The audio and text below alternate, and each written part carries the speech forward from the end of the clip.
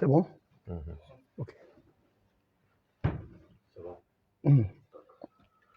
Maléon, anga folibe au bella jele amanake dian fanfa amba fo oye bi ansera honorable fula yona ma pour que anu be sega sika baroke adoye docteur Aboubacar Sidiki Fombaye a flana nye Fusenu Ouattara ye au ba a fula bella jele do be jekulu kono jekulu min ni amba wele ko korema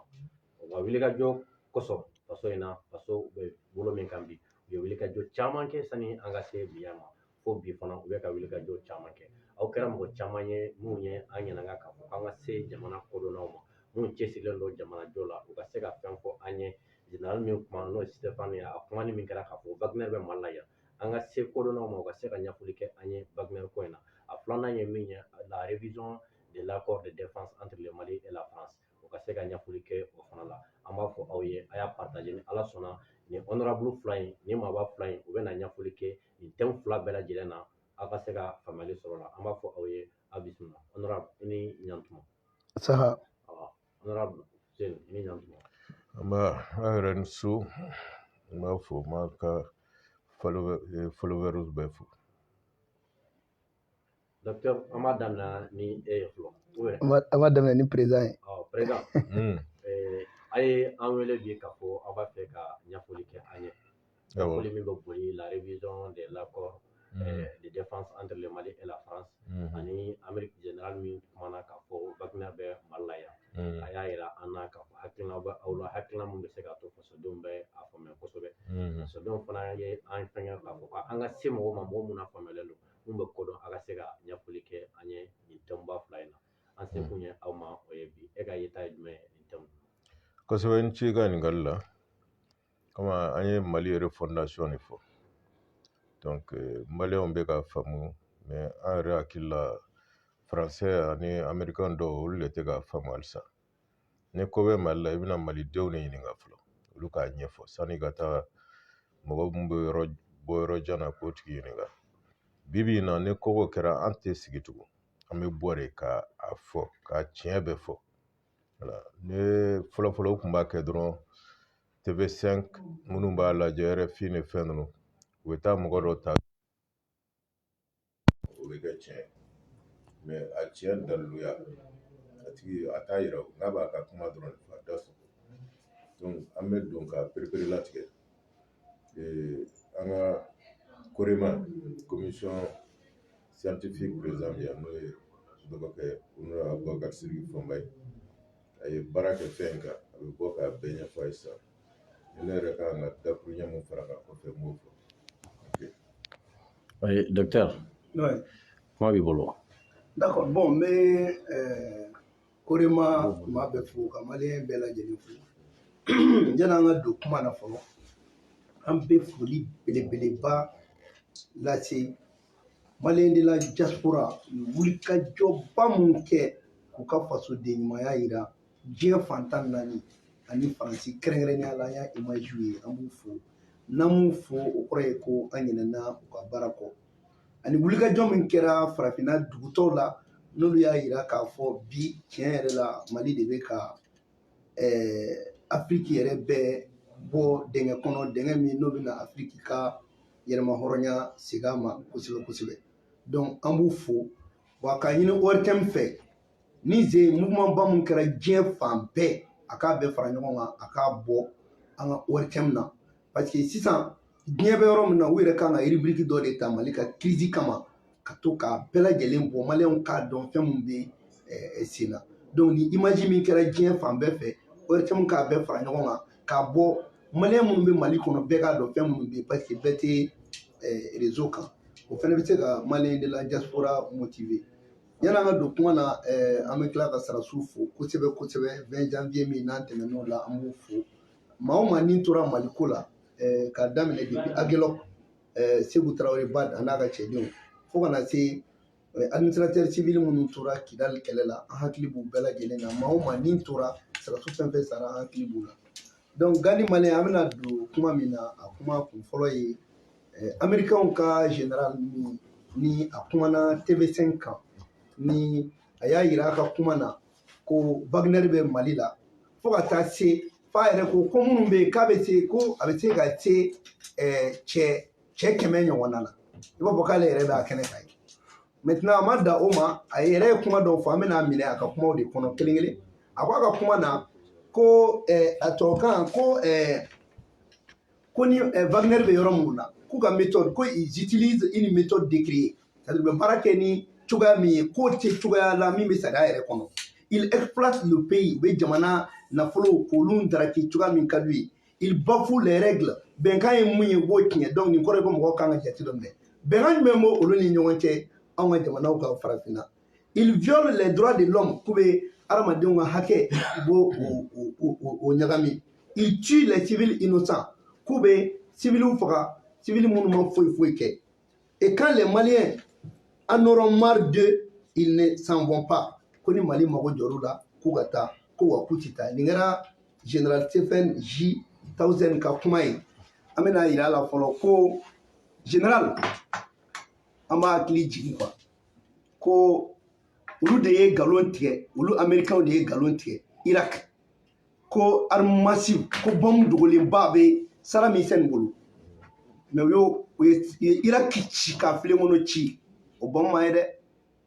o nkalon kelen u y'o ta ka da Kadhafi la ko a b'a ka dugu contrôle la ka Libi ci o nkalon kelen u nan'o de da Mali la tuguni ko Wagner bi yan ka sɔrɔ Wagner tɛ yan fɔlɔ la a tun bɛ fɔ de n'i ye kuma ta e b'a fɔ ko i ka source e y'a mɛn jɔn da olu yɛrɛ ka source bɛ k'u nkalontigɛla damaw de ye sisan n'ale bɛ kuma a b'a fɔ ko n y'a mɛn Faransi da Faransi b'a fɔ ko n y'a mɛn da donc preuve tɛ yen bilen source de bɛ yen donc an b'a ɲini a fɛ a ka na ni preuve ye ɲininkali ye mun ye ale bɛ se k'a dɔn cogo di ko instructeur riche minnu bɛ yen k'olu ni Wagner bɛ ɲɔgɔn fɛ an b'a ɲininka a ka Wagner ka signe fɔ an ɲɛna a y'a dɔn cogo min na n'ale bɛ yen ou bien n'ale tɛ yen ale k'o ɲɛfɔ an ɲɛna an bɛ fɛ k'o dɔn quoi ale y'a dɔn cogo di ko Wagner bɛ yen Wagner bɛ dɔn ni taamasere jumɛn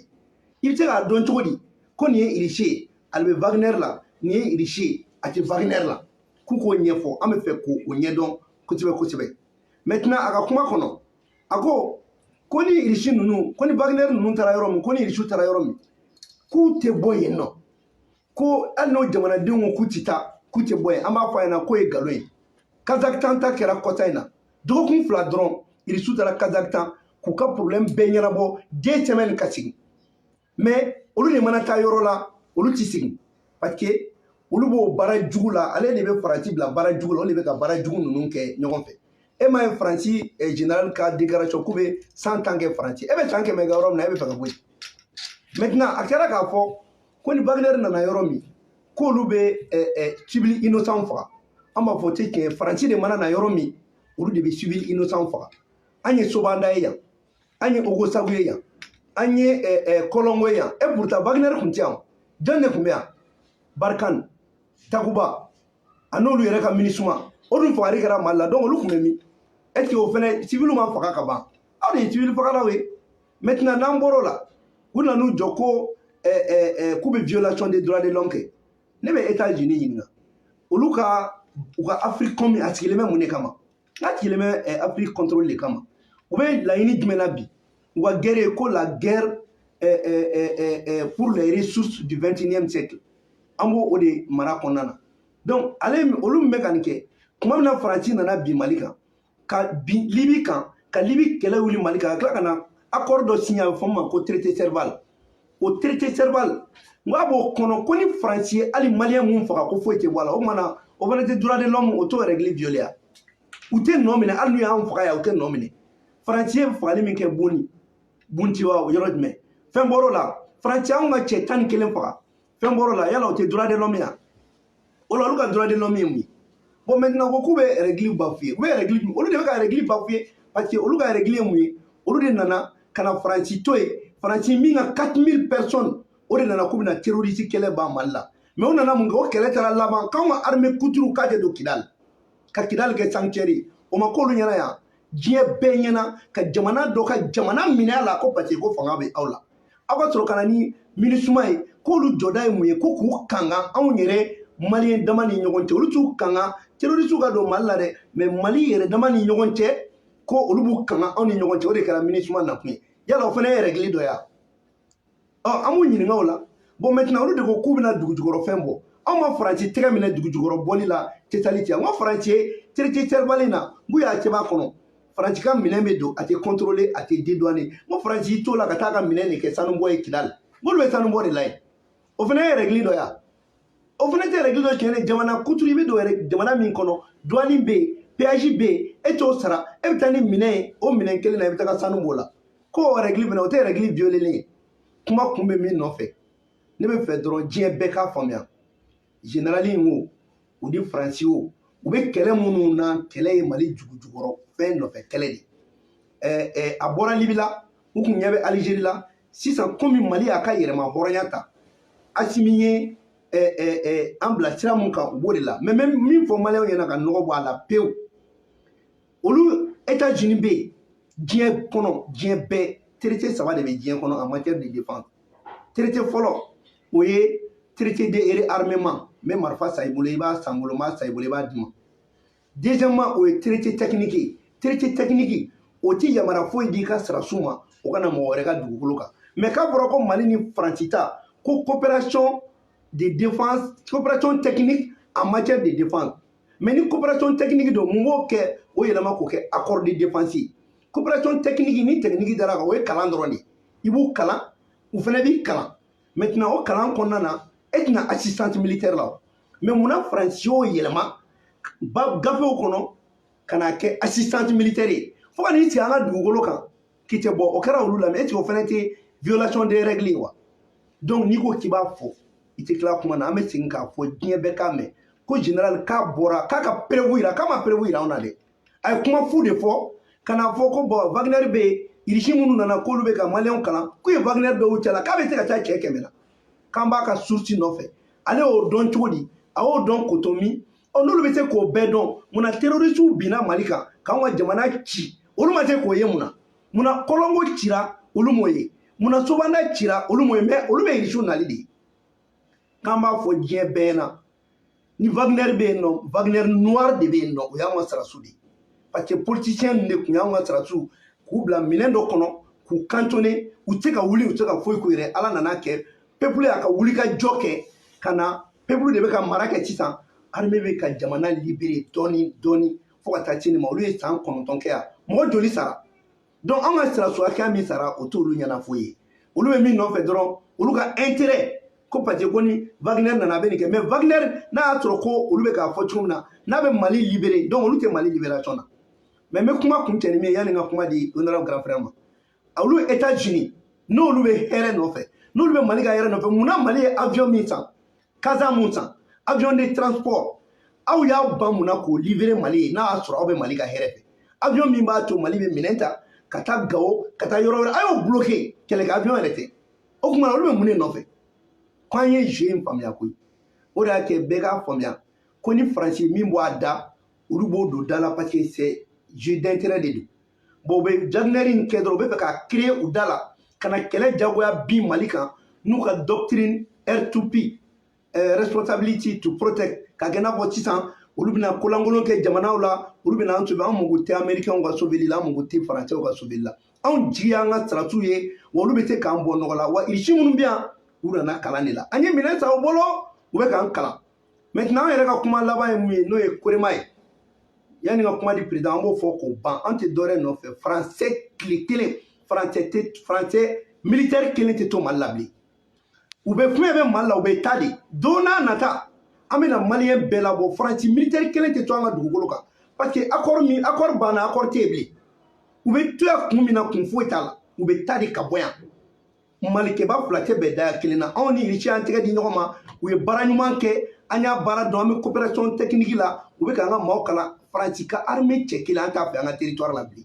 a t'u ni Assimi cɛ dɛ a b'u ni anw peuple de cɛ sisan Faransi ka sirasiw den kelen tɛ to Mali la hali kalan sira fɛ donc hakili la traité ko n'an ser'o ma an b'o tɔ développer mɔgɔw b'o faamuya n bɛ kuma di honorable grand frère ma ni min b'ale fɛ ka nin yɔrɔ dafa. I ni ce bon hakili la dɔgɔkɛ ye kuma bɛɛ ɲɛfɔ ne bɛ fɛ ka mun fɔ dɔrɔn balima maliyɛnw ye ani diaspora mɔgɔw ne an bɛ kuma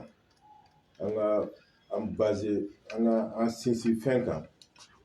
fɛn mun nafa bɛ fɛn mun na fɔlɔfɔlɔ n'i ye tubabu duguw lajɛ officier jalatigi Golomasiri Tagaba jalatigi a tun bɛ fɔ fɛn dɔ ma ko l'honneur de l'officier dusu b'a fɔ chess officier officier n'a tun ye nkalon tigɛ a tun bɛ n'a nkalon jɔra a la marifa ni mun bɛ kɛ officier bolo pistolet min bɛ kɛ officier bolo tɔgɔ wɛrɛ b'a la o bɛ ka honneur de sauver u tun b'a bɔ k'a ci u yɛrɛ kunkolo la o de la fɔlɔfɔlɔ officier baw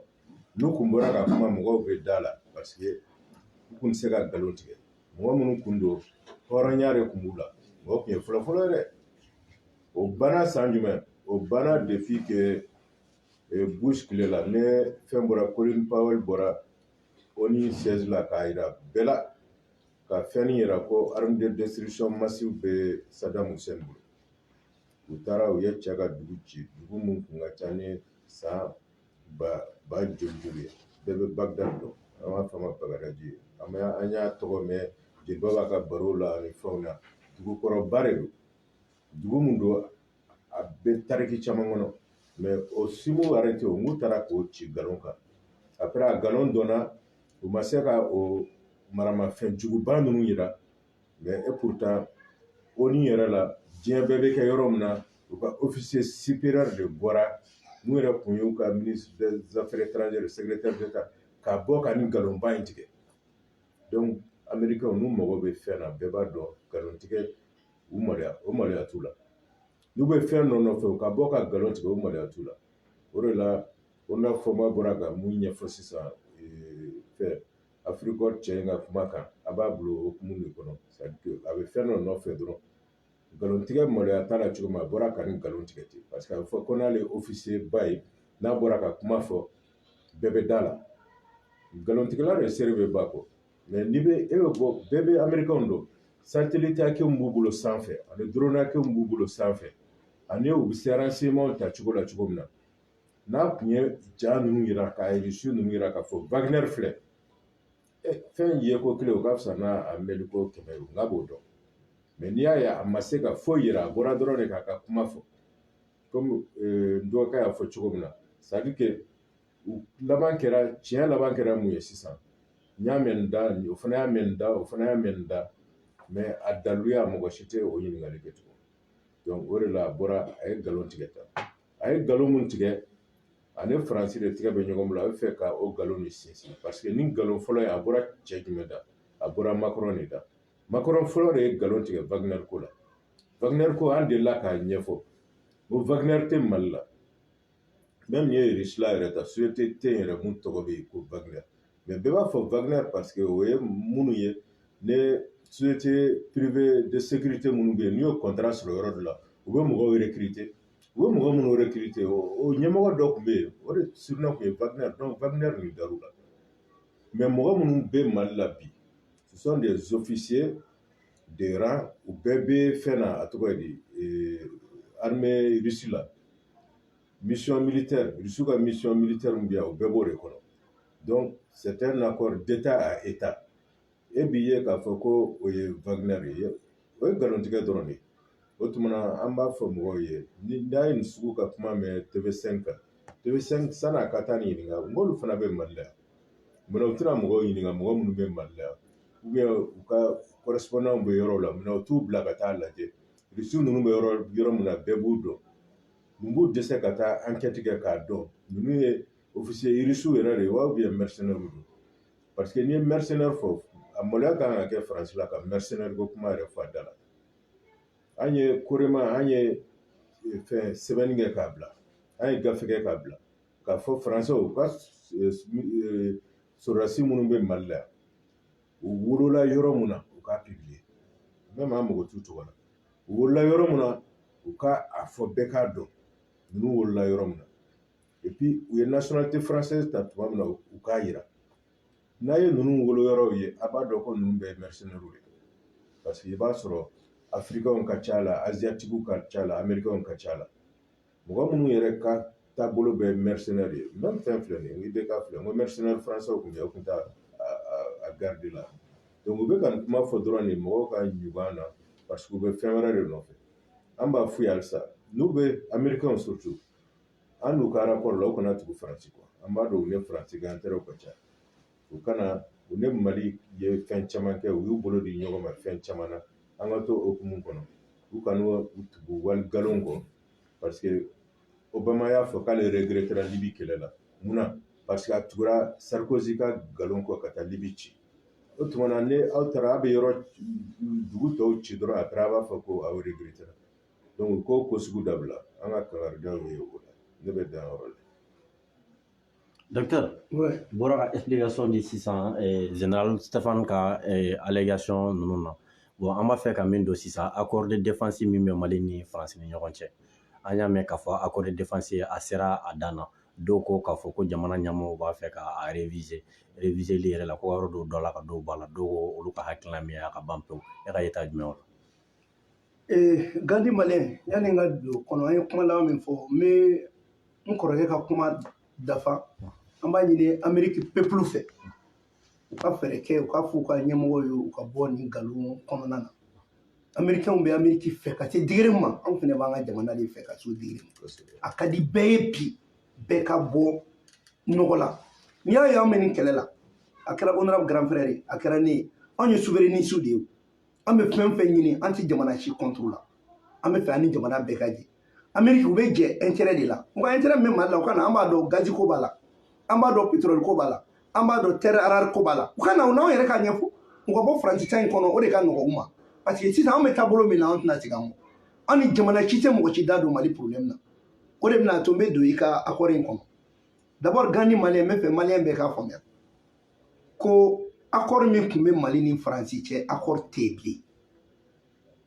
n bɛna dalili d'u ma munna accord tɛ yen bilen accord traité Serval ka fara coopération kan bɛnkan jumɛn tun b'a kɔnɔ parce que o accord fila bɛɛ bɛ ka baara kɛ ɲɔgɔn fɛ n'an b'a fɔ ko gurumu finman ni gurumu bilenman o accord tun ye mun de fɔ ko Faransi sago bɛ Mali ka dugukolo la hali n'a y'a diya a bɛ avion boli ka don fo an mɔmusow ka dilan jukɔrɔ foyi t'a bali n'an mago tun jɔra an ka territoire la an tun bɛ a ɲini Faransi fɛ dɛ a ye ɲa ma dɛ an bɛ fɛ ka taa nin yɔrɔnin na o kɔnɔna fɛnɛ na Faransi de tun sago bɛ n'a y'a diya ni min ye terroriste ye ale b'o kɛ terroriste ye wa an ka armée de tun basigilen don wa fɛnɛ Faransi de tun bɛ ka kɛlɛ kɛ anw nɔ la parce que u ye nkalon tigɛ maliyɛnw ye ko traité de coopération technique don technique tɛ dɛ c'est un accord de défense c'est l'assistance militaire ka na an ka dugukolo kan k'an ka dugudenw faga ka marifa di dɔw ma an contre la a b'an ka dugukolo ka tila ka na base sigi o ye accord de défense de o tɛ accord technique ye donc depuis yen k'o banna maintenant mun de kɛra sisan Assimi nalen a y'a f'u ɲɛna nin accord in an t'an yɛrɛ y'a kɔnɔ wa n bɛ fɛ ka nɔgɔ bɔ min na an tɛ ka jɛ ɲini Faransi fɛ dɛ i n'a fɔ journaliste lankolonw b'a fɔ cogo min na ko on négocie non nous on ne négocie pas la souveraineté du Mali Mali ka souveraineté a tɛ négocier a tɛ marchander anw ka hakɛ de don an ni mɔgɔ tɛ négociation ko la donc bɛɛ k'a faamuya depuis que a bɛ fɔ ko accord kɔrɔ ko an bɛ falen an ye falen don a la wa falen de donna a la depuis o kɔrɔ ko kɔrɔlen banna o kɔrɔ min ye ko maliyɛn bɛɛ k'a bila u kunkolo la Faransi bɛ yɔrɔ min na bi Takuba bɛ yɔrɔ min na bi c'est des forces d'occupation ils n'ont pas de statut juridique dès que Mali ye papier c'u ma ka ban baara banna maintenant a b'u bolo yen u sɔnna o anw ta y'an ka jamana ye u ma sɔn o anw bɛ continuer k'an ka baara kɛ u sɔnna o avion français tɛ pan ni anw ma yamaruya d'u ma u ma sɔn o MINUSMA yɛrɛ tɛ pan n'a ma yamaruya d'u ma a b'a dɔn MINUSMA ka bɛ chapitre min kɔnɔ n'a bɛ f'o ma ko chapitre 7 o de tun bɛ ka Mali bila embargo la o MINUSMA min ye Mali bila embargo la Mali y'a fɔ k'o tɛ pan o kuma tɛ Faransi ma donc maliyɛnw ka tɛgɛrɛba fɔ Assimi ye i tɛ nin ɲɔgɔn président modèle sɔrɔ diɲɛ kɔnɔ fɛn fɛn y'an jɛ o de tun ye nin président modèle ye k'a yira ko n ta ye n ka jamana ye donc mun de bɛ accord in kɔnɔ Gandi maliyɛn tɔw bɛ taa fɔ de ko an y'a mɛn mais ne m'a mɛn dɛ Korema tɔgɔ la président ye ne désigné an ni président yɛrɛ de président y'an wele ka taa accord in yira an na k'an ka miirina di parce que an ye ɲɛfɔli min kɛ jamanadenw ye jamanadenw y'a faamuya anw fana k'an ka miirina di olu ye nin papier mun dilan mais n bɛ papier in yɔrɔ damadɔ dɔrɔn fɔ papier in ko désormais coopération technique de bɛ Mali ni Faransi cɛ o kɔrɔ min ye k'u sen tɛ su anw ka dugukolo kan bilen n'a y'a sɔrɔ fo n'a kɛra kalan sira ye o de ye coopération technique ye mais n ka maa bila i fɛ yen ka taa kalan kɛ ou bien m'a fɔ i kana kalan kɛ n fɛ yen wa hali n'i bɛna kalan kɛ ne de b'a fɔ n mago bɛ i ka nin mɔgɔ qualité de la a kana kalan kɛ n fɛ yan a kana an ka mɔgɔw kalan wa n'i nana o la fɛnɛ yamaruya t'i bolo ka foyi kɛ ni Mali ma yamaruya wa i mana na n'i ye général ye i bɛ bila Mali ka armée général dɔ de ka hukumu kɔnɔ o fɛnɛ b'i lakɔlɔsi i ka o baara la o ye fɔlɔ ye filanan min b'a kɔnɔ ko Faransi a t'i sago kɛ Mali la bilen wa u sen tɛ su an ka territoire ci kan fo an ka yamaruya d'u ma wa n'u nana fɛnɛ u bɛ baara kɛ an ka sɔrɔdasiw ka yamaruya kɔnɔ wa o dɔrɔn tɛ u bɛna ni minɛn o minɛn ye a bɛɛ bɛ contrôler depuis aéroport la pour que k'a dɔn minɛn cogoya jumɛn don wa minɛn fɛn bɛ su an ka dugukolo kan a bɛɛ bɛ dédouaner donc o kɔrɔ ye mun ye k'u sago t'u ye mais o bɛɛ kɔfɛ an ye mun fɔ Français mana ko lankolon kɛ Mali la i bɛ juger o jugement bɛ kɛ cogo jumɛn soit i bɛ juger yan ou bien i bɛ bila ka taa Faransi k'i juger ka tila k'a résultat fɔ maliyɛnw ɲɛna i bɛ kaso min na k'a bɛɛ lajɛlen fɔ a ɲɛna maintenant o accord in min bɛ yen fɛnɛ a ko de Faransi tɛ Allemagne da don Mali ka problème na bilen Faransi tɛ Angleterre da don Mali ka problème na kuma tɛ ko takuba nin ye takula ko in bannen de ye sisan kuma tɛ takuba ma donc kuma in fɔr'u ɲɛna bon sisan aw bɛ na bɛnkan min bɛ tɛmɛ aw ni Mali cɛ o ye Faransi ni Mali dɔrɔn de ye aw ka intérêt min bɛ yen an bɛ se ka mun kɛ ɲɔgɔn fɛ an b'o kɛ ɲɔgɔn fɛ mun tɛ bɛn o tɛ bɛn donc kɔrɔ ye mun ye ko Asimi y'a décidé k'a fɔ déjà Mali a tɛ Faransi saratu kelen fɛ a ka dugukolo la ni nin décision modèle taara an peuple t'a fɔ bilen ko Asimi kana k'a fɔ télé la ko n tɛ Faransi saratu cɛ kelen fɛ a ka dugu la dɛ peuple de bɛ wuli k'i jɔ i jɔyɔrɔ la anw de ko k'an b'u dɛmɛ maintenant ko tɔ bɛ taa anw ka yɔrɔ de la o de kama n y'a fɔ n ka kuma na n k'an bɛna bɔ Asimi ye min f'u ɲɛna parce que sisan min b'u bolo n'aw ja u ka signé n'aw ja u ka to yen donc révision tɛ dɛ kuma n'a fɔcogo de don c'est la réécriture des nouveaux accords accord kura de sɛbɛnna min sɛbɛnna fɛnɛ Modibo Keyita ni Musa Tarawele tun ye accord min dilan n'a tun tɛ yamaruya di Faransi ma a ka n'i cogo an ka jamana kan o de bɛ sen na kuma in bakuruba ye nin de yala jɔnni bɛ se k'a fɔ k'o man ɲi parce que u bɛ to ka ɲagami ɲagami don aw kunkolo la dɔw b'a diaboliser non Asimi kan ka bɔ télé la de a b'a fɔ dɔrɔn non n tɛ Faransi cɛ kelen fɛ yan non c'est pas comme ça an bɛ kɛlɛ minnu na Asimi ye mun yir'u la dɔrɔn i n'a fɔ n bɛ deli ka min fɔ c'est comme ne k'e ma Gandi maliyɛn Gandi n kɔni bon e ne tun bɛ jɛ la an bɛ jɛ in bila kɛrɛfɛ mais i bɛna an ka so mais n'i bɛna n'i donna ne ka so kɔnɔ dɔrɔn i tɛ ninakili e bɛna o la bon o de b'u ɲɛ o de y'a kɛ Florence n'i ye Florence parli fa wulilen a la a bɛ ka diɲɛ kuma bɛɛ fɔ fa wulila Jean Le Drian a bɛ ka diɲɛ kuma bɛɛ fɔ ne delila k'a fɔ a ɲɛna n ko waraba de yiral'u la waraba in ye nin de ye o a yirala Florence parli la dɔrɔn o bɔra k'i ɲɛ kɛ ŋanaŋanaŋanaŋana o de kɔfɛ o accord in de yiral'u la o kɔfɛ de u nana ka Wagner inventé Wagner inventera de pour que Asimi ni accord min yir'u la ka fiɲɛ bila o la ka légitimité dɔ d'u yɛrɛ ma u ka to Mali dugukolo kan donc maliyɛn bɛɛ k'i yɛrɛ ni lafiya ko in tɔ bɛ anw peuple de bolo n'u ma taa an bɛ busamisɛnnin don la u bɛ bɔ yan peuple de sago b'a ka jamana la on est maintenant en guerre la loi 04/051 portant organisation de la défense du territoire o bɛ maliyɛn den bɛɛ yamaruya ni jamana ɲɛmɔgɔ ko k'u tɛ fɛ ka fɛn fɛ ou bien ni peuple bɛɛ y'a dɔn fɛn fɛn y'i juguya a b'o kɛ dugu bɛɛ kan ka i ka dugu lakana donc sɔrɔdasiw ninnu bɛ yɔrɔ o yɔrɔ an bɛna o de ultimatum lance u bɛ dugu o dugu la u ka fɛɛrɛ kɛ u ka bɔ wa n'u bɛ bɔ avion tɛ tɛna aw nɔfɛ dɛ Mali ka militaires de bɛ da u kan ka t'u tɔntɔn da f'u ka dugu la yen mɔgɔ si t'u nɔfɛ k'u kana avion dɔ ka na k'u bɛ bɔ parce que n bɛ min fɔ Faransi fɛ jɛ Gandi maliyɛn ni Faransi bɛɛ jɛ n'an fiya t'a la dɛ i ni Faransi fara ɲɔgɔn na dɔɔnin dɔɔnin a bɛ fara ɲɔgɔn na pewu de Asimi y'o de kɛ mais mɔgɔ tɛ k'o de faamuya an faralen don maintenant ko bɛ anw tɔ peuple de bolo o de y'a kɛ i m'a ye n'u bɛ kuma n b'a ko la junte au pouvoir il y a pas de junte au pouvoir au Mali c'est le peuple malien o de bɛ pouvoir la et junte au pouvoir ye militaire wulila u yɛrɛ ma dɔrɔn ka sin ka coup d'état kɛ ka don militaire ninnu ye coup d'état minnu kɛ comme tɔgɔ wɛrɛ a tubabukan tɛ dɔwɛrɛ ye coup d'état kɔ mais maliyɛnw de wulila k'u tɛ fanga kɔrɔ fɛ ko faransɛw bɛ yan k'an tɔɔrɔ la k'an ka sɔrɔdasiw bɛ ka sa ko foyi tɛ ka k'an ɲɛ ma k'an ka wariw dunna mɔgɔw sara o la sɔrɔdasiw ka jɔyɔrɔ ye de sanga ni wagati ni jamana bɛna jamana ka hɛrɛ jamanadenw ka hɛrɛ n'o bɛna don galama la sɔrɔdasiw bɛ jɔ o diyagoya o bɛ o de kama donc c'est pour cela on dit le rôle de l'armée c'est de protéger le pays et l'État les personnes et les biens de l'État n'u kuma na guerre civile de bɛ kɛ et bi u nalen mun kɛra u ni anw civils de bɛ ka kɛ ne ye politique mɔgɔ ye o n ko ne b'a kɔnɔ RPM ka représentant tɛ CNT la wa ADEMA ka représentant tɛ yen wa ASUMA bɛ yen nɔ a parti tila bɛɛ bɛ yen dɔw bɛ gouvernement na a bɛɛ ye maliyɛn de ye Donc, Kouko rectifier, j'entité pouvoir là, c'est le peuple malien qui est au pouvoir, peuple de Beka et donc, accord Koukouma, accord Té Malini Faransi, Tcheble, Korolien Bana, débat de Fokwanta là, nous faut Dalou di Bema, Macron Bolenko, Kijo, Ayerema, ko bon, ne ka siratu n'a ka siratu, aw tɛ baara kɛ ɲɔgɔn fɛ bilen k'u lasegin. Depuis sariya kisɛ dɔ bɛ traité de coopération militaire kɔnɔ article 26 o ko ni jɛɲɔgɔnya kɔnɔ n'i bɛ bɔ a la i b'i sara de. A ma sara ale bɔra a yɛrɛ ma bon Asimi dun ye min ye waraba de don ale tɛ kuma o ale t'a yɛrɛ bila kuma caman na donc Macron y'a ka fatoya kan fɔ a taara n'a yɛrɛ maintenant i ka fatoya kan fɔ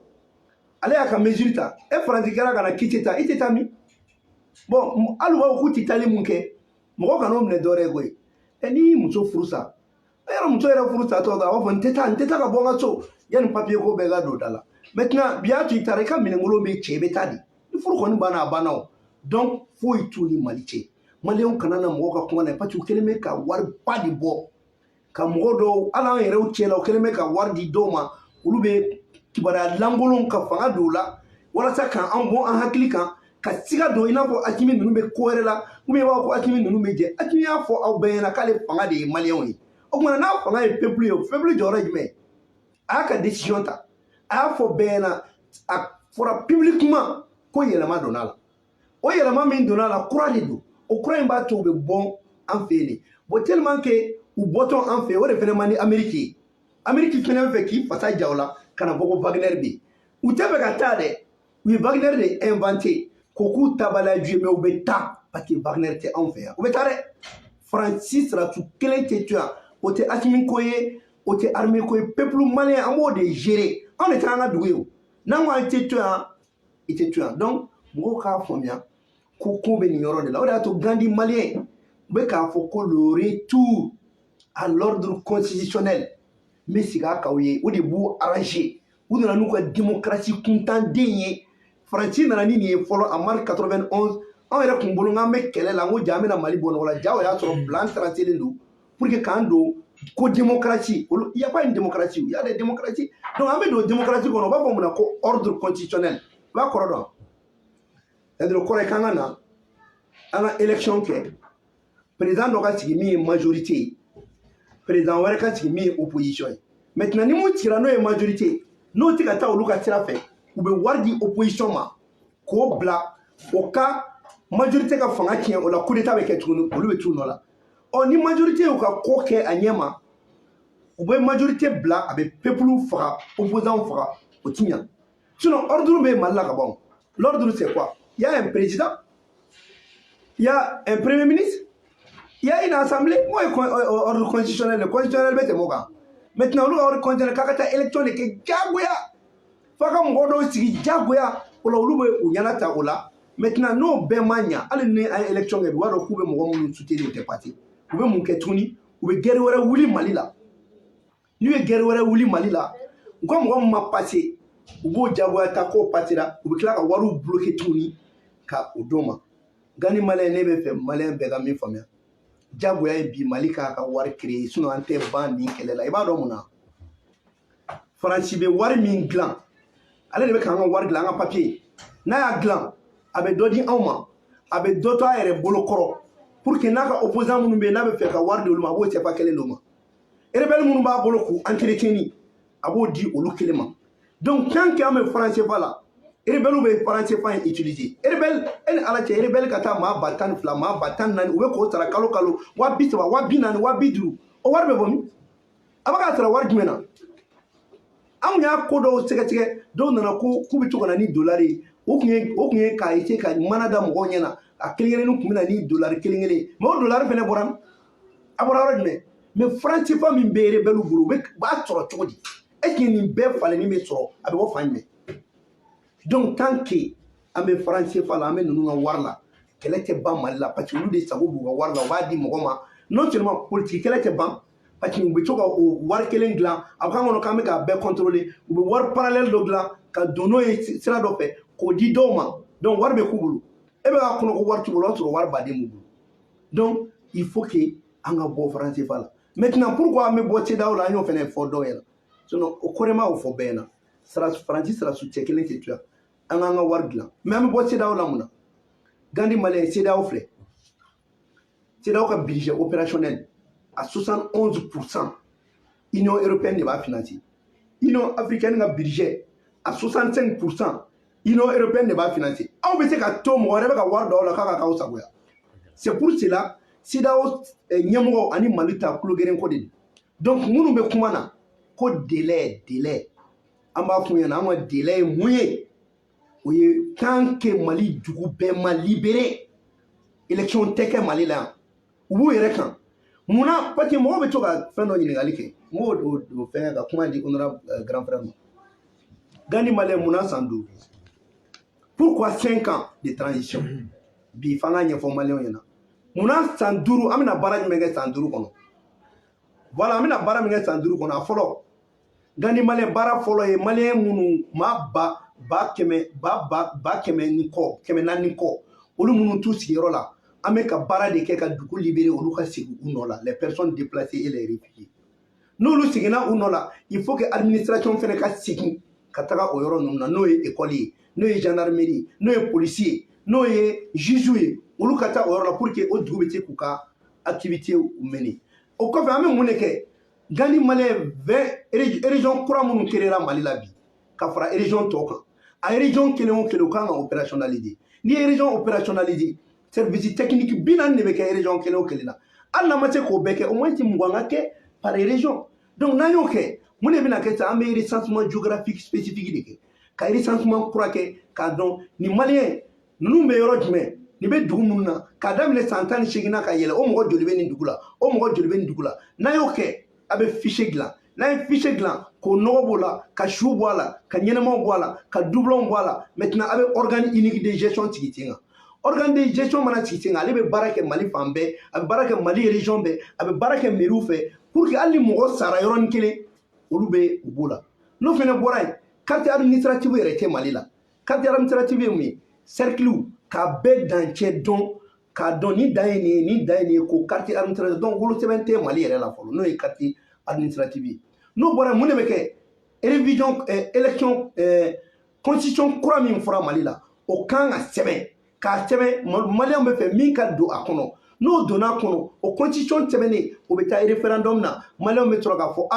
an jɛra n'a ye ou bien an ma jɛ n'a ye n'o banna o b'a to an mago bɛ institution kura minnu na ni assises nationales y'u demandé ko ka nin bɔ yen ka nin fara yen an b'o kɛ donc jamana bɛ k'an bolo an bɛ baara kɛ base kelen na n'a bɛ fɔ o ma ko jamana sariya jamana sariya sunba n'o ye constitution ye o bɛ k'an bolo maintenant n'o kɛra an bolo mun bɛ yen an bɛ élection municipale kɛ fɔlɔ maire minnu bɛ yen u ka sigi sariya kɔnɔ ni municipal banna an bɛ na élection législative la député kalafili ani sénateur ka fɛnɛ sigilen o fɛnɛ bɛ kɛ n'o bɔra yen sisan an bɛ sɔrɔ ka président kalafili kɛ n'an y'o kɛ o la a bɛ dɔn ko plus que jamais élection municipale a tɛ bɔ a dɔgɔkɔrɔ bilen ni san 5 don o san 5 bɛ dafa dɔrɔn an bɛ o élection kɛ législative o bɛ dafa an b'o élection kɛ présidentielle o bɛ dafa an b'o kɛ donc an tɛ jɔ bilen maintenant nin bɛɛ kɔnɔna na an bɛ jamana de basigi ka armée kura di jamana ma Mali b'a ka armée positionné c'est pour cela on a envisagé k'an bɛ cɛ 25 de ta ka don armée la conformément assises nationales ye min fɔ k'a daminɛ san 20 na ka yɛlɛ ani armée ka di minnu ye o la Mali b'a ka baara bɛɛ lajɛlen kɛ o de kɔnɔna la i bɛna ye k'a fɔ hali accord ko min fɔra e m'an t'an da don accord d'Alger la an bolo accord ye mun ye bi il faut que Kidal ka kɛ Eldorado ye Gao ka kɛ Eldorado ye région fɛn bɛ yen ka goudron kɛ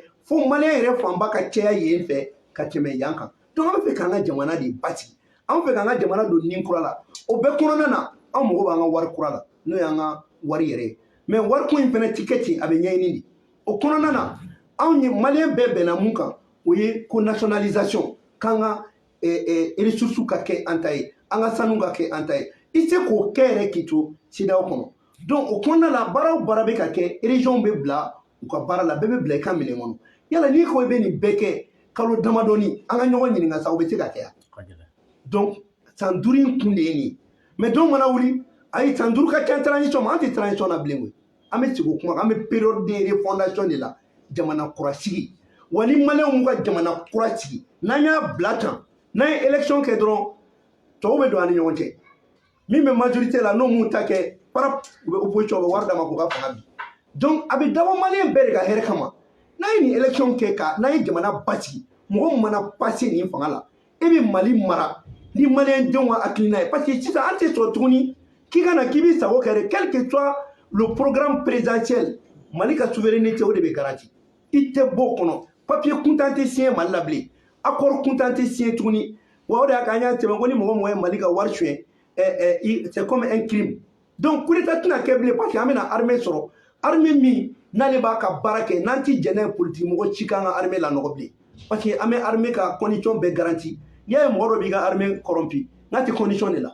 donc n'i y'u bila condition yɛrɛ la n'o condition dɔ daminɛ an jɛra n'a ye ko ka so kelen kelen di sarasu bɛɛ lajɛlen ma donc o tɔ bɛɛ bɛ améliorer voilà pourquoi an b'a fɔ ko 5 ans sinon 5 ans yɛrɛ calendrier ko i n'a fɔ honorable grand frère b'a fɔ cogo min na calendrier ye piège de ye koyi an ka taa an ka Mali jɔ fɛ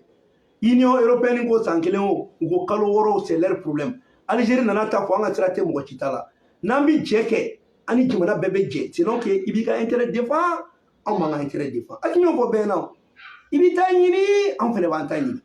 an bɛɛ bɛ ka an ta de ɲini sisan ta ɲini de don ta ɲini kɔnɔna la ne tɛ sago kɛ o donc an tɛna Faransi musalaka nin na an tɛ CEDEAO musalaka banna donc n bɛ kuma ɲɔngiri mun na halisa peuple africain min bɛ ka Mali soutenir c'est la libération de l'Afrique o de daminɛna parce que n'an ye dankari kɛ Faransi ka armée la olu ka baara bɛɛ bannen on a grand frère on a jeune frère kuma ɲɛna ne mun da nin kuma laban ninnu kan dɔrɔn k'a fɔ an ka gouvernement n'an ka ɲɛmɔgɔ bɛɛ an bɛ foli s'u ma halisa mais kɛrɛnkɛrɛnna an ka sɔrɔdasiw 20 janvier in na n b'a f'u ye tuma dɔw mɔgɔ bɛ se ka fili mais fili n'i y'a dɔn i filila i bɛ se ka corriger an bɛ yan sisan ko caman bɛ k'an sɔrɔ tan parce que u nana u ma constitution in suspend il est temps que constitution in ka suspend complètement ka bɔ yen yɛrɛ de quoi expert fɛn fɛn bɔra ka kuma wɛrɛw fɔ ka a don dɔw kunna ka fɛn ninnu fɔ bi an y'a ye que ni expert ninnu bɛɛ filila an bɛ gɛlɛya caman na constitution de don u ka bɔ yen ka tɔ to charte ye ni charte bɛ dafa ni fɛn min ye an k'o kɛ o tuma na n'an bɛ segin hors constitution normale la o bɛ kɛ constitution kura de kɔnɔ mɛ an tɛ se k'an sinsin kɔrɔlen kan k'an bɛ taa kura la o y'o yɔrɔ ye filanan ye honorable jeune frère ye traité min ɲɛfɔ mɛ mɔgɔ caman dusu bɔlen don mɛ n'u y'u tulo majɔ a ka ɲɛfɔli fɛ kosɛbɛ hakili la u b'u ka tɔmɔta sɔrɔ a la mɛ ne bɛ mun d'a kan dɔrɔn bɛɛ k'a dɔn k'a fɔ an ni Faransi filɛ nin ye an ni Faransi ka ko bi ko tɛ mɛ bibi in na n'i ye Faransi ka fɛnw lajɛ fɛn fɛn ye Mali kunko ye u t'a kɛ n'u tɛ Union européenne da don a la u bɛ Union européenne da don a la mun na parce que u b'a dɔn ne a bilala an fila dɔrɔn kun ma sisan m'a sɔrɔ Asimi y'a f'u ye a y'a ka minɛnw bɛɛ cɛ ka taa ka bɔ yan mɛ n'i y'a ye Union européenne da don a la u nana ni Barkhane ye u nana ni Takuba ye u nana ni nin bɛɛ ye kun de b'a la parce que u b'a dɔn u tɛ tiɲɛ kan mɛ u b'a dɔn don min na n'a y'a dɔn ko traité nin a tɛ an ka nafa t'a la an bɛ fɛ k'an bɔ a kɔnɔ donc u tun y'o don de préparé an sumayara ko ma de même sumaya yɛrɛ tɛ an y'an k'an yɛrɛ ɲininka traité nin an sera k'a signé cogo di yɛrɛ mɔgɔ fɛn fɛn b'i yɛrɛ ma n'i ye traité in kɔnɔna lajɛ ka tila ka accord Serval ninnu lajɛ k'i ka dugu ta tan k'a feere mɔgɔ wɛrɛ ma o de la tuma bɛɛ korema la an b'a fɔ politicien bɛɛ ko tɛ dɛ minnu ye nin signé minnu tun bɛ depuis 90 bɛ fɛn kan u kan ka bɔ de ka yafa deli fasodenw fɛ parce que n'i y'a ye an bɛ gɛlɛya fɛn fɛn kɔnɔ bi an kana baga Faransi yɛrɛ ma olu de don fɔlɔ mɔgɔ n'i yɛrɛ bonya i bɛ bonya ni min yɛrɛ bonya mɔgɔ t'i bonya o ye kelen filanan n'an ko k'an b'a kɛ dusu ye k'a fɔ a bɛ tan mɔgɔ minnu nana an dɛmɛ bi an bɛ gɛlɛya fana ta ka se olu ma n'olu ye Rusiw ye n'olu ye Chinois ye munna u nana an dɛmɛ mɛ u mana an dɛmɛ ko u nana Faransi kɛlɛ u mana o kan kan u mana an dɛmɛ k'u nana Union européenne kɛlɛ u mana o kan kan an kan ka miiri k'a fɔ olu fana jago b'u ni Faransi cɛ jago b'u ni Union européenne cɛ jago min b'olu ni ɲɔgɔn cɛ an ta tɛ se ka kɛ o kɔrɔ mɛ u fana bɛ tiɲɛ de fɛ o de y'a kɛ u nana mɛ mɔgɔ n'i bɛ tiɲɛ ɲini ka na dɔ dɛmɛ i nana mɔgɔ min dɛmɛ a fana man kan ka ko gɛlɛya cogoya dɔ la k'i yɛrɛ bila gɛlɛya kɔnɔ n'a y'a kɛ cogo dɔ la an bɛna olu bila gɛlɛya kɔnɔ a laban bɛna kɛ de olu ka kan ka fɛn de kɛ soit u bɛ an ta ou bien u bɛ Union européenne ta ni i dun y'an bila fɛn kɔnɔ balance kɔnɔ k'an peser an tɛ kelen ye o parce que an ka fɛɛrɛ ka dɔgɔ nin na Mali ka fɛɛrɛ ka dɔgɔ nin na u ni Union européenne bɛ marchand fɛn mun k'u ni ɲɔgɔn cɛ et puis Russiw filɛ nin ye u ka fɛn de u voisin de ye Union européenne ye an tɛ se k'a fɔ ko an bɛ taa ten ka Faransi ni Union européenne bɛɛ kɛlɛ yɔrɔnin kelen k'a fɔ ko Russiw ka tugu an kɔ an bɛ gɛlɛya fana ta ka se olu ma o de la an ka ɲɛmɔgɔw b'u miiri o bɛɛ de la n'i y'a ye an bɛ ka taa dɔɔni o yɔrɔ dɔrɔn de don o de la mɔgɔw k'a minɛ hakilima kuma ye honorable Fɔnba ye mun fɔ ko n'i ye mɔgɔ wele ka na i ka so kɔnɔ n'i ko k'a tigi kana narakili n'a nana k'a kana narakili k'a yɛrɛ b'a dɔn a man kan ka na ou bien a kan ka ka kasaw ta ka taa donc accord ni fɛn réécriture mun bɛ ka kɛ o de fɔlen d'u ye ni u sɔnna k'olu ka sɔrɔdasiw bɛ to yan an de ka sɔrɔdasiw b'u commandé u ka commandement tɛ kɛ yan tugun an de b'a fɔ a ye taa yen fɛ a ye na yen fɛ ou bien n'a ye ko kɛ an b'aw minɛ k'aw bila kaso la n'u sɔnn'o ma u bɛ to yan kɛ mais n'u tɛ fɛ ka sɔn o ma u b'u ka minɛnw ta ka taa o fana ye daluya o fana ye fɛɛrɛ de ye an b'u dɔn cogo min na u ɲɛgɛnnen don an na u ɲuman n'a ta cogo min na u tɛ sɔn ka s'o ma donc laban b'u ka minɛnw de ta ka taa mais n'i y'aw tɛ fɛ k'u ka minɛnw ta ka taa parce que u mana ten gansan na u ka nkalontigɛ de b'a la ko olu kun nana Mali sauver u mana Mali sauver dɛ u nana Faransi de sauver n'i ye an bɛ deli k'a fɔ ne honorable jeune frère peut-être o bɛna diya an tɛna a bɛɛ fɔ an ka étude ninnu na an b'o fɔ c'est à dire que nin ye stratégie mun ye Faransɛw y'a jateminɛ en prospective bi ko tɛ nin bɛɛ kun jateminɛlen don k'a bila d'habitude an bɛ deli k'o fɔ u ka état major minnu bɛ yen u ka doctrine na u bɛ mun élaborer u b'a élaborer k'a kɛ san 50 san 100 donc u kan ka Afrique déstabiliser cogo min na depuis don min na De Gaulle y'a fɔ en 1957 ko fɛn fɛn bɛ u ka colonie la même ni indépendance ta u man ka tila Faransi la depuis o don nin fɛn bɛɛ élaborelen don ka dɔn ne gɛlɛya nana ta u bɛ se k'an ka pays déstabiliser cogo min na u y'o de daminɛ Kadhafi kɔ mais Kadhafi ta ye dɔrɔn ka an ɲɛ munumunu de sinon Mali de kun viselen don Afrique occidentale u ka colonie kɔrɔw de kun viselen don ni a y'a ye u nana ni barika mun ye Jɔnkuda kelen ka lettre sɛbɛn mais fɛn fɛn bɛ guerre ko dɔn i b'a dɔn ko nin ko tɛ se ka ɲɛnabɔ en 24 heures à 48 heures le 9 janvier fɛn sɛbɛnna le 13 janvier o y'a sɔrɔ olu ye nin bɛɛ kɛ ka na ni Serval ye ka fɛn bɛɛ sigi yan u de y'u ka déploiement kɛra yan cogo min na i yɛrɛ b'a dɔn k'a fɔ ko nin kun labɛnnen d'u bolo a mɛnna parce que même Serval u ka fɛn dɔw tun bɛ u nana n'a ye bolo Serval kun b'a kan kaban a tirage ba de kɛra ça veut dire que nin kun labɛnnen d'u bolo a mɛnna de u y'an déstabiliser a mɛnna de même an yɛrɛ ka minnu kun filila n'o ye tamasɛku dɔ ye minnu kun filila minnu kun bɛ Kadhafi ye n'u yɛrɛ bɔra k'a fɔ ko u k'u dɛmɛ ka Kadhafi bi u bɛ Mali fankelen d'u ma a bɛ tan donc an kan k'a dɔn k'a fɔ Faransi nana a mana an dɛmɛ dɛ a nan'u yɛrɛ de dɛmɛ même n'a ye Macron ka kuma mɛn a ye mun fɔ Union européenne na k'a fɔ européen tɔw ye ko ni olu ka avenir c'est à dire u ka sinilasigi k'a bɛ ka temps bire Afrique de kɔnɔ donc Afrique man ka tila o la cogoya si la donc u b'o kɛlɛ de la hali bi donc ni an m'an miiri o la an bɛ k'an miiri bi ko in dɔrɔn de la ko an ye politicien yɛrɛ an bɛ kɛlɛ nin na fangani nɔfɛ dɛ mais an b'an to la ninnu bɛ ka an ka sini u b'a bɛɛ dilan an kɔ an bɛ tila o kɛlɛ la tuma min na o y'a sɔrɔ an donna jɔnya la o de la n'i y'a ye an bɛ bɔ ka kuma an ka o fana lajɛ an ka kan ka kɛ komi ɲɔgɔn hakili min b'o la o hakili de b'an na an fana kan k'an ka kow jateminɛ san 50 san 100 an kan k'an ka kow sigi bolo kan cogo min na an kana bin ninnu ka jɔnya kɔnɔ tuguni an b'o o de baara la bi dusuko tɛ foyi tɛ jateminɛ dɔrɔn de don donc an b'o o jateminɛ Korema ka baaraba dɔw ye o jateminɛ kɔnɔ halisa n bɛ dɔgɔkɛ fo ale mun ye commission scientifique président parce que an bɛ jateminɛ de la o kɔnɔ bi donc ni mɔgɔ dusu bɔlen don k'an k'u gɛn yɔrɔnin kelen n b'a fɔ k'u dusu da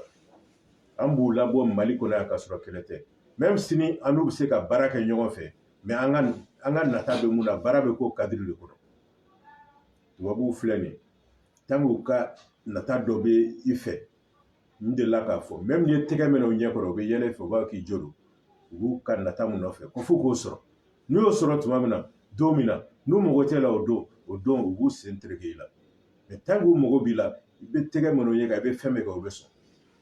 donc o de la an ka miiri alors que maliyɛn même n'i ko maliyɛn miliyɔn filɛ a kɛtɔ k'a minɛ ne tɛgɛ minɛ a ɲɛ kan a b'i ka miliyɔn fili kan a fana b'a minɛ i ɲɛ kan tubabu dun ka mentalité t'o ye bi diɲɛ bɛ yɔrɔ min na bi an kan k'an ka mentalité falen dɔɔnin an maliyɛn damaw halisa parti politique do parti politique tɛ o n'an bɛ ko ko kɛ an ka miiri Mali la n bɛ to k'o fana fɔ ka koroma bi adressé journaliste la a yɛrɛ fana bi yan bi a ka miiri halisa n'a bɛ information di cogo min na a ka Mali ka intérêt de bila ɲɛfɛ a kana aw sinsin k'a ye kuma dɔ mɛn Faransi da ou bien Amérique da a ye taa an ka fɛn mɔgɔw ɲininka an ka faamaw ɲininka olu de bɛ tiɲɛ fɔ aw ye bi an ye jeune frère de kuma min fɔ o TV5 fɛn in kɛlen kan an ye dɔ ye a b'i yɛrɛ fɛ tuma bɛɛ k'ale ye expert ye en domaine militaire u bɛ to k'a ɲininka chaîne caman kan mais ne kabakoyara ne kelen k'a kumakan mɛn ale de y'a essayé k'i yɛrɛ kɛ avocat ye k'a ɲɛfɔ munna européen ni américain b'a fɔ ko Wagner bi yan a ye mun fɔ o y'a sɔrɔ ko Wagner bi yan mais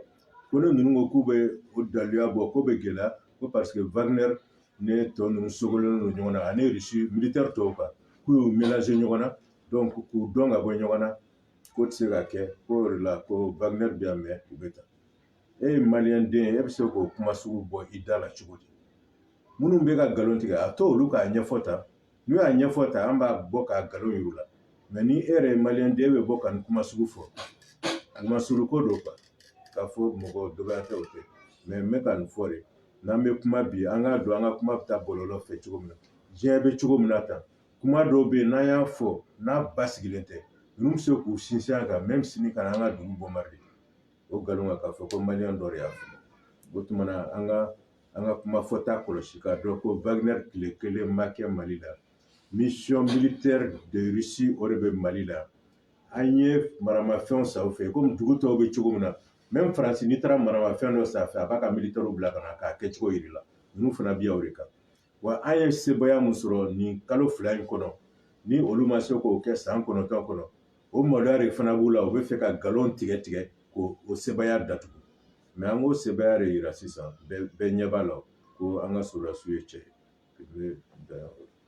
aw ka folikan laban bon yanni an ka foli laban kɛ n bɛ fɔ maliyɛnw ɲɛna ko don nata Faransi kelen min n'a ka cɛdenw bɛna nkalon tigɛ ko Wagner ye civiliw faga mais o tɛna ɲɛnabɔ anw ɲɛna yan an bɛ min fɔ dɔrɔn COREMA collectif pour la refondation du Mali Mali bɛ se ka sinsin a kolo la cogo min ka Mali kura jɔ ni cɛ o cɛ ye nkalon tigɛ Mali ko la an bɛ bɔ an b'i jaabi an tɛ to yen dɛ k'a fɔ k'e b'i ta fɔ k'i bɛ taa nkalon tigɛ telew la a kɛra i maa o maa ye an tɛ to yen n'i kɔni ye nkalon da Mali la an bɛ bɔ k'i jaabi mais n'i bɛ ka Mali défend an fana b'i défend an bɛ min fɔ o yɔrɔ la autorités ye toujours mɔgɔ minnu bɛ Mali dɛmɛ vraiment u b'u ka ko kɛ u k'olu to yen quoi parce que diɲɛ bɛ phase kura de la ni fanga mɔgɔ bɛ fanga dɛmɛ a y'u protéger an ta fɔ kun tɛ anw ye dɛ an ta fɔ kun ye maa min b'i dɛmɛ n'i y'i dɛmɛbagaw n'i y'u kɛlɛ ka t'u don kaso la ko wɛrɛ nɔfɛ i laban tɛ dɛmɛbaga sɔrɔ i yɛrɛ la dɛ mɔgɔ minnu b'o baaraw fana la u ka bɔ o kɔnɔ parce que an t'a dɔn u bɛ jouer min na an t'a dɔn u bɛ jouer min na an bɛ wagati dɔ de kɔnɔ n'u bɛ ka constitution min jagoya la fasa o article 22 o de ko ni guerre bɛ jamana na jamanaden bɛɛ kan k'i ka jamana dɛmɛ o ye jamana dɛmɛ taw ni fɛn fɛn n'u bɛ ka jamana dɛmɛ i bɛ se k'u wele ka kangari don ɲɛna mais n'a y'a kɛ minnu bɛ jamana la dɛmɛ k'u minɛ k'u poroporo o tɛ ɲa dɛ mais ni min tɛ ka jamana dɛmɛ hali n'a bɛ tiɲɛ na a ye t'a datugu kaso la parce que jamana ko de o y a pas d'état d'âme jamana ko la koyi parce que n'i bɛ fanga la don min mɔgɔ bɛ fɛ ka jamana lanɔgɔ hali n'a ka kuma ye tiɲɛ de ye fɛrɛ k'a la faransɛw filɛ nin ye u ka fɔ expert minnu bɛ bɔ n'an bɛ giringirin nɔfɛ ko nin ye n k'u bɛ bɔ k'u ka jamana de défend mais munna an yɛrɛ tɛ bɔ k'an ka jamana défend regarde Union européenne u bɛɛ tugulen bɛ Faransi ka nkalon kɔ mais farafinna dugu bannen bɛ ka tugu Mali ka tiɲɛ kɔ e bɛ se k'o fanga cogo di olu bɛ ka tugu Faransi ka nkalon kɔ mais aw farafin dugu tɛ ka tugu Mali ka tiɲɛ kɔ alors que ko in dabɔra de pour que ka Mali de libérer donc an bɛ min fɔ dɔrɔn maliyɛn bɛɛ ɲɛna wagati dɔ sera parti politique ko tɛ yen n'a b'i mɔgɔ ɲɛna ko ni fanga dir'i ma hali ni fanga dir'i ma ninnu b'i faga ni mun sago kɛ donc an bɛ ka baara mun kɛ a kun ye de Mali politiciens bɛɛ pour que an kana sini fagali an ka kisi a ma n'a ye jamana in jɔ tan ka bɛɛ k'i sɛbɛ don jamana jɔ ma a b'a to sini ma sini yɛrɛ ma Mali bɛ bonya parce que an bɛ guerre de souveraineté de la yɛrɛma hɔrɔnya bɛ segin jamana ma cogo min nin guerre in dun a bɛ taa a bɛ farafinna bɛɛ de bɔ fɛngɛ kɔnɔ donc an k'an bolo di ɲɔgɔn ma politique ko kɛlɛ wagati tɛ nin ni mɔgɔ min ye chance sɔrɔ ka taa fɛn min na nin na Ala ka garijɛgɛ de don mais an bɛ jɔrɔ fɛn jumɛn na bi si min bɛ ne la si min bɛ Ouattara la anw si tɛ nin si ɲɔgɔn fila sɔrɔ an ka diɲɛlatigɛ la parce que aw kɔni aw bɛ n'a kɛ mais an tɛ kɛlɛ kɛ ka bila an denw ye ka bila jeunes fɛnɛ bon jeunes ninnu fɛnɛ u ka bɔ ninnu ka wari minɛ ninnu kɔ sa u bɛ taa ka taa warimisɛnnin d'i ma e bɛ bɔ k'u ye mobili san ka d'i ma alors que e kan ka mobili san ka di mɔgɔ ma o de bɛ ka mobili san ka d'e ma k'i ka jamana ci e bɛ ɲaga villa ni jumɛn na villa b'i bolo tu n'es pas en sécurité dɔ bɛ t'i faga i ka villa kɔnɔ ni sɔrɔdasi ninnu bɛ k'u nin de di o banna k'u nin di anw ma mais n'olu bɛ k'u nin di n'aw yɛrɛ wulila kuma kuma a b'olu de lagosi u y'a don tan u y'a bɔ tan e ye diɲɛ dugu jumɛn ye k'a ka sɔrɔdasiw lagosi ni Mali tɛ mɔgɔ si t'i ka sɔrɔdasiw lagosi parce que o tun y'an ka fɛngɛ tiɲɛ donc n bɛ segin n ka kuma kan anw politiciens kan ka wuli ka yafa deli Mali fɛ parce que anw ka dɛsɛ ani anw ma se ka tubabuw faamuya o de y'an bila nin kɔnɔ parce que u tɛ mun kalama minnu b'a la bi ko ka élection kɛ walahi hali ni ye fanga d'u ma n'u ma taa ninnu ka sira fɛ u b'u faga wa n'u taara ninnu ka sira fɛ u bɛ maliyɛnw faga o kama donc u kana to su wɛrɛ ka bɔ jamana in na donc n ka kuma ye min ye u bɛ ka mɔgɔw ja wuli wuli ko délai ko kuma ko Union européenne ko kalo 16 dɛ nin ko nin k'anw to dynamique la jamanadenw ye yamaruya di Asimi ma fɛn min bɛ bɛn Mali la an bɛ taa o de fɛ u kana mɔgɔ si ka kuma mɛn n'u ye kuma min mɛn gouvernement da don min u ka baara kɛ n'o ye a mana kɛ cogo cogo an bɛ Mali de kɔnɔ an k'an ka Mali minɛ an bolo fila la foyi ci Mali bɔ diɲɛ bɛɛ bɛ k'an ka kɛlɛ kɛ bi munna anw yɛrɛ t'o kɛlɛ kɛ donc vraiment n b'a ɲini maliyɛn bɛɛ fɛ an k'an bolo di ɲɔgɔn ma nin tɛ intérêt ɲini wagati ye nin ye Mali ɲini wagati de ye n'an dun y'an ka jamana in fara ɲɔgɔn kan don dɔ la anw de bɛ content k'an to an ka jamana la n bɛ armée fo kosɛbɛ fɛn fɛn ye général Jaraw sɔrɔ général de brigade ani général de division surtout Umaru Jara chef d'état-major an b'a fo kosɛbɛ ka chef d'état-major général des armées an b'a fo an bɛ sɔrɔdasiw bɛɛ lajɛlen fo les soldats an b'u bɛɛ lajɛlen fo fo ni Alahu Taala sɔnn'a ma il faut que an ka sɔrɔdasiw olu de ka sɔrɔ ka caya ka tɛmɛ hali opérateur économique kan fo u k'a dɔn u kana nata wari yɛrɛ la u ka bila condition ɲɛnama la parce que n'i y'a ye mɔgɔ b'i ka sɔrɔdasiw kɔrɔ bi i ma bila condition de la n'i y'a ye i ka kalan tɛ avancer i m'i ka maîtrise bila condition de la n'i y'a mɛn nin ni nin bɛ kɛ faut créer des bonnes conditions donc an b'u fo halisa u bɛ cɛsiri minnu na an y'u tɔgɔ da ko Wagner Noir an Mali ka Wagner Noir foli b'u ye u y'an kun kɔrɔta wa halisa an jigi dalen b'u kan hakɛto bɛ nin na salala Mamadu. Ok an bɛ bɛɛ fo ne bɛ mun da kan dɔrɔn ko an ka gouvernement bibi in na bɛɛ y'a dɔn sa ko maliden bɛɛ bɛ transition supporter an bɛɛ bɛ transition kɔ ne bɛ a fɔ gouvernement chef de gouvernement surtout Choguel Maïga le temps u ka bɔ ka programme ɲɛnamaw fɔ jeunes ye san sifinnakaw ye baarako sira la o de bɛ bɛɛ intéressé sa Assis tuma la an Korema tun y'a f'u ye surtout jeunes minnu bɛ ye droit ni fɛnw kalan 5 ans nin kɔnɔ a ye bɔ a ka jeunes ta à peu près entre 1000 et 1500 a y'o ta k'o don magistrature la parce que n'i ye proportion ta sur 100 000 habitants Mali magistrat a tɛ 3 yɛrɛ bɔ donc jeunes caman bɛ yen ten dɔrɔn baara t'u bolo munna t'u ta n'a y'u ta ka magistrat à peu près magistrat bi u tɛ 600 bɔ sur 20 millions d'habitants donc n'a y'u ta o bɛna dɔ bɔ corruption na justice niveau la donc an b'u deli halisa u ka bɔ ni programme ye an ka dugu bɛ développer cogo min na sisan fɛn fɛn kan ka fɔ pour que ka Mali kunkɔrɔta gouvernement y'o bɛɛ fɔ sisan an kan ka impliquer de pour que jeunes ka baara sɔrɔ surtout embargo b'an kan an kan ka fɛn kura créer donc u ka communication kɛ parce que communication a défaut ba de bɛ yen an b'u deli halisa u ka communication kɛ journalistes caman b'a bi yan sifinnakaw aw bi yan talent b'aw la mais information de tɛ di aw ma u ka bɔ ka information da aw ma o ka fisa olu yɛrɛ ni extérieur bɛ ko dɔ kɛ an bɛ t'o kuma mɛn bɔlɔlɔ de kan i b'a sɔrɔ tuma dɔ a dilen tɛ ka ɲɛ ou bien a dilen bɛ an ka défaveur la après an bɛ boli ka na ni démenti ni fɛnw ye mais san'o ka kɛ a ye bɔ a k'a fɔ munna Charles Daniel mun bi yan o de bɛ bɔ a ka kow kalama bɛɛ ɲɛ o tɛ se ka faamu donc gouvernement an b'a fɔ a ye halisa a ye danfara kɛ o ko la ni ko bɛ yen a y'a fɔ an ka maliyɛnw ye maliyɛn den yɛrɛ yɛrɛw ye ok hakɛto bɛ n na salamu bɛɛ Merci beaucoup.